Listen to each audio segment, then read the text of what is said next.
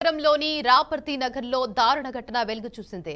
12 ఏళ్ల బాలికపై lorry driver Ghouse అత్యాచారానికి పాల్పడ్డాడు. అనంతరం బాలికను 3 అంతస్తుల భవనంపై నుంచి తోసివేయడంతో ఆమె తీవ్రంగా గాయపడి చికిత్స పొందుతోంది. ప్రస్తుతం బాలిక పరిస్థితి విషమంగా ఉన్నట్లు సమాచారం. ఇక ఈ ఘటన ఈ నెల 6వ తేదీన జరిగినట్లు సమాచారం.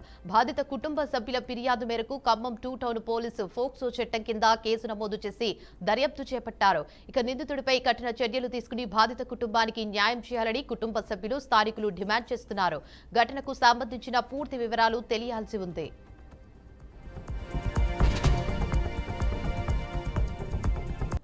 ఇక ఇదే అంశంపై మరింత సమాచారాన్ని మా ప్రతినిధి మోహన్ అందిస్తారు. చెప్పండి మోహన్, 12 ఏళ్ల బాలికపై అత్యాచారం చేయడమే కాకుండా 3 అంతస్తుల భవనంపై నుంచి తోసేయడం నిజంగా దారుణమనే చెప్పొచ్చు. అసలు అమ్మాయి పరిస్థితి ఇప్పుడు ఎలా ఉందనుకోవచ్చు? అసలు అప్డేట్స్ ఏంటి?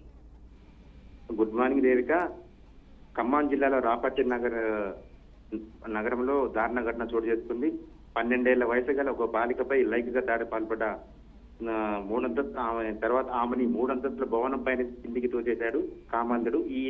ఈ నెల 6వ తేదీన ఘటనపై ఖమ్మం 2 టౌన్ పోలీసులు కేసు నమోదు చేశారు.